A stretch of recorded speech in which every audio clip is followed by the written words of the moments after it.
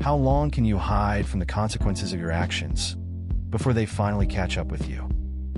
Lisa Jensen was born in 1987. Her mother was Vicki Jensen, a former bartender. She decided to go to law school around the time she was pregnant with Lisa. She later started her own practice, focusing on DUI law and raising her daughter as a single mom. Lisa attended a Catholic high school and was active in band, track and field, and the cheerleading squad. In 2005, she went to UC Santa Cruz, where she was exposed to a campus culture of far-left activism. In 2012, Lisa followed in her mother's footsteps and graduated from law school. She spent the next few years in different counties, sometimes working for the public defender's office, as well as a short stint as a deputy district attorney in Southern California. This nomadic existence took its toll, and it was during this time that Lisa reportedly got her first DUI, which was later pleaded down to reckless driving, allowing her to continue practicing law. Jensen came to Shasta County in 2017 to work for the public defender's office. Her boss was Jeff Gorder, a prominent Democrat and a future leader of the failed recall against Kevin Cry. Jensen later started her own practice as a criminal defense attorney, specializing in DUI law, like her mother. The course of Jensen's life changed forever when she agreed to represent a new client, Nathan Pinkney. Pinkney was a cook and a bartender with a colorful history of traffic violations and ongoing local feuds that he chronicled on social media. His personal and professional life was a mess, and he struggled to find regular employment and long-term housing.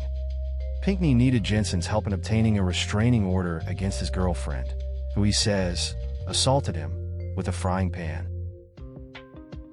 Jensen came to Pinkney's defense again in 2021 during the Carlos Zapata trial. Zapata was charged with battery and disturbing the peace for allegedly spilling water on Nathan during an argument at the restaurant where he worked. Zapata later returned to the restaurant in an attempt to break up a confrontation between Pinkney and two others, one of whom punched Pinkney and brandished a metal canister.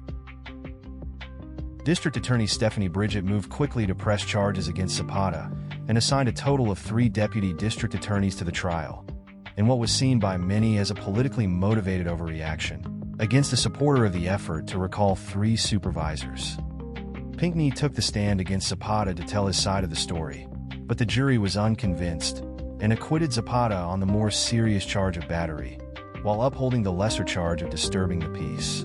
During the trial, Pinkney's former co-workers testified against him and said he went back inside and grabbed a handgun after the confrontation had ended, saying he wanted to, quote, shoot the mother effer. His co-workers were able to take the gun, which was loaded, and hide it from Pinkney until he cooled down. Later, when questioned by police investigators, Pinkney said he had a concealed carry permit, but this was not true. Likewise, when questioned on the stand about whether he had been drinking the night of the incident, he said no, but later had to retract his statement. When it came to light, he had had 2 drinks while at work.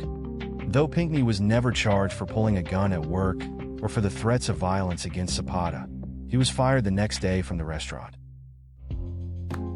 The trial brought Jensen and Pinkney closer together, and it was not long after that they began dating. At first glance, the pairing seemed improbable. Jensen has 2 college degrees and a professional career, while Pinkney is a community college dropout who was discharged from the Air Force shortly after basic training. They did share similar politics, however, and enjoyed riding their electric scooters around town. Where Nathan's detractors saw him as a lowlife and a bully, Jensen saw something else, his sensitive and creative side. Man up and own your you sound like a block me on Facebook and I'll still find a way to deliver this disc. Pinkney exerted a strong influence on Jensen, and as the two grew closer, she became increasingly political. She first spoke to the board in 2021 to voice her support of Gavin Newsom's COVID lockdowns and mandates. And you do what you're supposed to do. And I appreciate those of you, those supervisors who are doing what you're supposed to be doing because you were told to, because you were told by the governor to do it. In 2022, she organized a pro-abortion rally in Redding, drawing over 100 people. That same year, she campaigned for District Attorney Stephanie Bridget, writing editorials in left-wing media and giving comments at the Board of Supervisors meetings in support. Jensen and Pinkney often spoke back to back. Their speeches were at times passionate.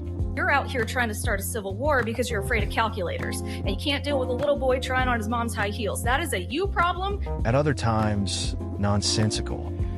Have you guys ever heard the term quacker watcher? Jensen's speeches could also be raucous, and Nathan sometimes joined in from the audience. The people in this room seem to think that because I have a sense of humor and because of who I associate with, that I'm not to be taken seriously. Quiet from the floor, please. And yet, yeah, I'd like to reclaim my time. I wonder if the true board chair... Nathan is disrupting you, and you really want me to restore time. In any case, I think that everything that's going on here sort of speaks for itself, and I think that karma's coming for all of you. And I wish you guys a good night. Thank you, Lisa. As it turned out, this would be one of Jensen's last speeches before the board, as the events of the next few weeks would change the trajectory of her life, and that of an innocent bystander forever. On November 17th, 2023, a man in his early 60s was walking down Placer Street in Redding when he was allegedly hit by a woman riding an electric scooter at high speed on the sidewalk. The man was knocked unconscious and lay bleeding on the street from a laceration on his ankle. The man, who was on blood thinner medications, nearly bled out before the paramedics on the scene were able to render assistance. When he came to, he saw a woman being attended to by the paramedics. According to eyewitness reports, the woman smelled of alcohol and had a bottle of alcohol in her purse. Both the victim and the alleged perpetrator were taken to the hospital, where staff took a sample of the woman's blood to test for alcohol content. As it turned out, the woman was Lisa Jensen, though initial reports did not include her name. Jensen was reportedly released from the hospital after a short time, with no apparent lingering injuries. The elderly victim was not so lucky. He suffered injuries to his ankle, as well as a broken collarbone. Little was known about the story, as it was relegated to a few posts on social media. It would be nearly a year before the story rose to the public's attention again. Meanwhile, Jensen and Pinkney, who were now engaged to be married, moved on with their lives and continued their activism. In 2024, District 2 Supervisor Tim Garman nominated Pinkney to be his representative on the Elections Commission. The nomination galvanized the community. The level of opposition shocked even Pinkney, who was uncharacteristically subdued during his speech before the board. When the conservative majority voted against the appointment, Pinkney blamed racism, rather than his long history of abuse and bullying towards the community. He said his political career had only just begun and promised to run for the Redding City Council, but he never did. In the aftermath of the failed appointment, Jensen was quick to defend Nathan against his detractors, going so far as to make veiled threats against anyone who criticized her fiancé. They're sitting there saying, well, you're on notice of this, and you're going to be liable for this. What about you, ShastaAnon? What about you, fake Facebook pages? Do you think that I'm not eventually going to get somebody to do something? Because I think I might. Likewise, in 2024, when Pinkney was pepper sprayed by Richard Gallardo, she filed a request for a restraining order against Gallardo under her own name, though she had not been present during the confrontation. The events leading to the incident were complicated. Community member Steve King was seeking a restraining order against Gallardo, as well as two other local conservatives. King, who is known for profanity-laced outbursts at board meetings, has significant mental health and anger management issues. Alarm and find out, you little clown. If you want to talk after, listen up, buddy. Let's talk after. Let's find out. None of this bothered Nathan, however, and he jumped at the chance to ally with King and serve Gallardo legal papers, which he did at the ROV's office in Redding. That same day, Pinkney saw Gallardo walking down the street and jumped out of his car, blocking traffic, to confront him. You need something from me, buddy? After ignoring repeated requests to stand back, Gallardo finally pepper sprayed him. Maybe I'm citizens arresting you. How about that? Arm's reach. Stay Okay. away. All right. You're within Then arm's walk up. reach.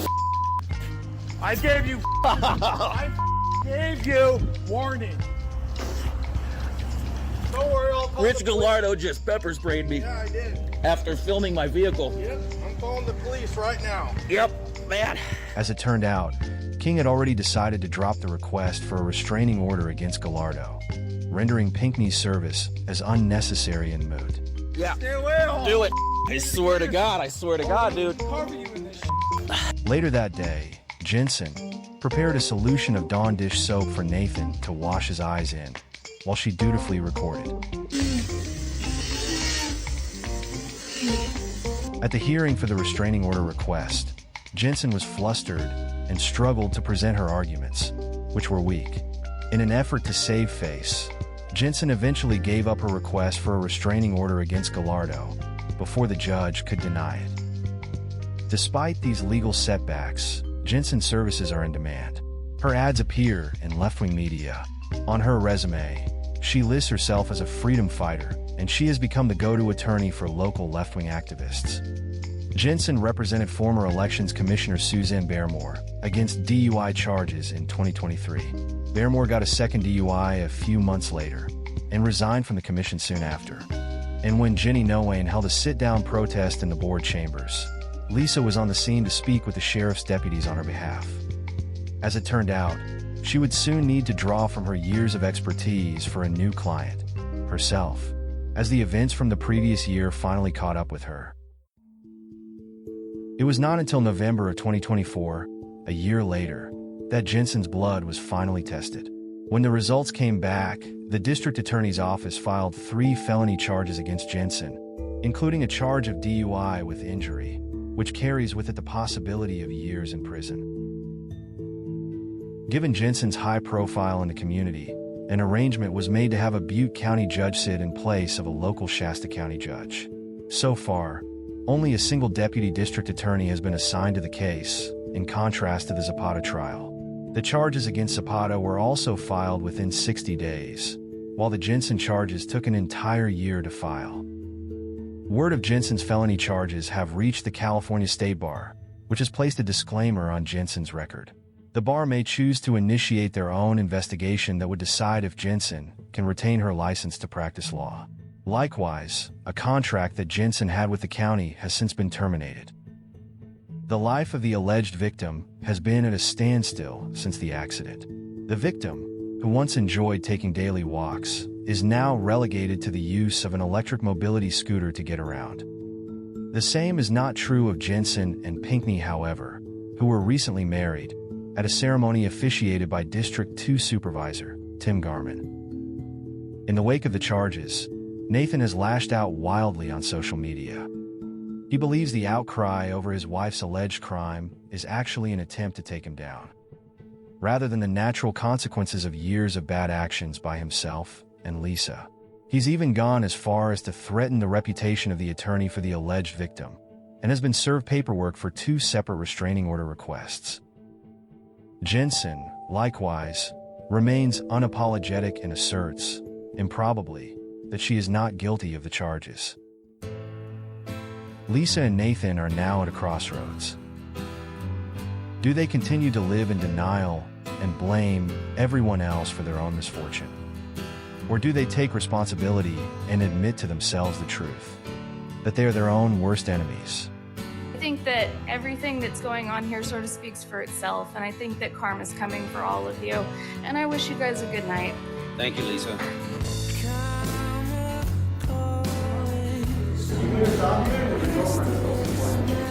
There he is. There's the man. Doing great. I'm just getting the hell out of here real quick before Rich Gallardo tracks me down and pepper sprays me. I'm a pretty famous person. I get millions of views on the internet, so maybe that's why you know who I am. This lady's recording me as if she's got some sort of audience, which she doesn't. Her video's gonna go nowhere. You know Trump's gonna lose. Trump knows he's gonna lose. You all know he's gonna lose. What the happened? Now will be your turn to stay out of politics. And I find it interesting because I think I'm more educated than all 3 of you. But sir, I'm not your wench. So this is what you get when you're mad. This ShastaAnon thing especially is just obnoxious.